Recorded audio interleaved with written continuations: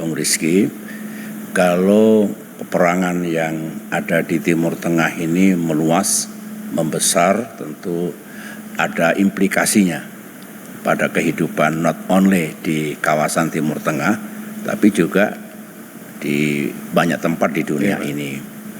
Saya ini rajin mengikuti apa yang terjadi di Timur Tengah. Mungkin seminggu ini saya berhenti melukis karena saya harus lebih nongkrong di depan televisi dan saya ikuti berbagai televisi, bukannya 1-2 saja, supaya bisa melihat secara lebih utuh, lebih objektif, termasuk komentar dari berbagai pakar, berbagai tokoh di seluruh dunia. Pertanyaannya bagus, apakah ini bisa meluas?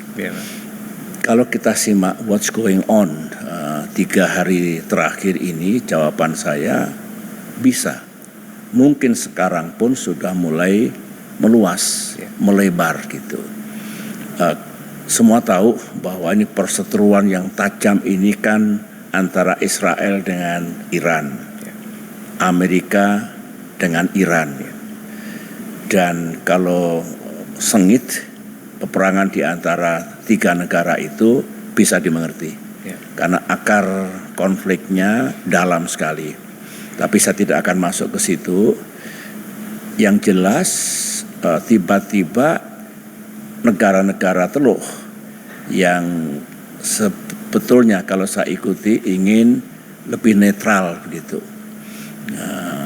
Kemudian sebagaimana yang dijanjikan oleh Iran, kalau negaranya diserang oleh Amerika dan Israel, jangan salahkan nanti Iran kalau melakukan pembalasan dan semua gelar pasukan Amerika di Timur Tengah itu menjadi sasaran. Ternyata itu terjadi betul.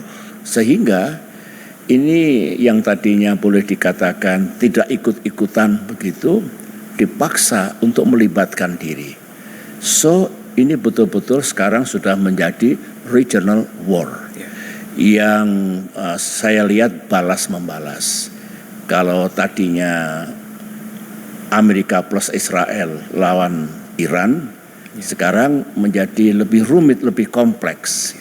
Karena negara-negara Teluk yang diserang oleh Iran, misalnya Saudi Arabia, Bahrain, Kuwait, Jordan, Arab Emirat, Oman, mana lagi yang belum saya sebutkan tadi. Semua itu tentu ya dia juga menegakkan kedaulatannya, melakukan pembalasan, retaliations.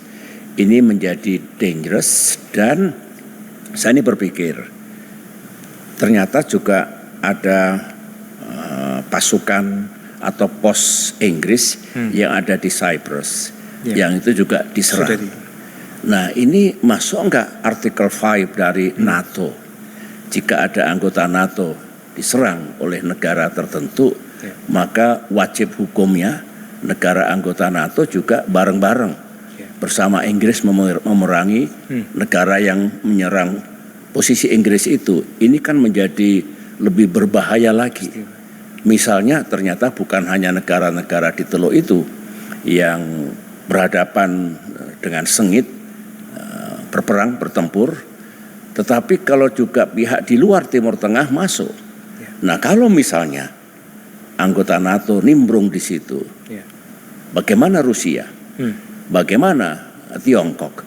Bagaimana Korea Utara? Ini menurut saya very, very dangerous. Mudah-mudahan tidak sampai ke situ, karena kalau itu terjadi maka Timur Tengah menjadi flashpoint yang bisa mengarah ke peperangan yang lebih besar. Saya sering mengatakan bisa loh perang dunia ketiga terjadi, meskipun sebenarnya bisa dicegah untuk tidak ke situ. Jadi kesimpulan pandangan saya, jawaban saya sekarang sudah meluas. Tidak lagi hanya antara Israel bersama Amerika perang atau bertempur melawan Iran, tetapi yang lain juga nimbrung, sudah melibatkan diri.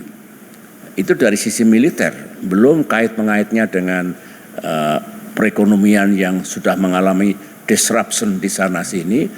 Totalitasnya menjadi menurut saya masalah yang besar dengan sedikit harapan, great hope, adalah kesadaran baru untuk deeskalasi, kemudian menahan diri, jangan lebih meluas lagi, lebih membesar lagi, dan lebih buruk lagi. Itu, tapi sekarang memang kenyataannya sudah meluas, sudah membesar, begitu.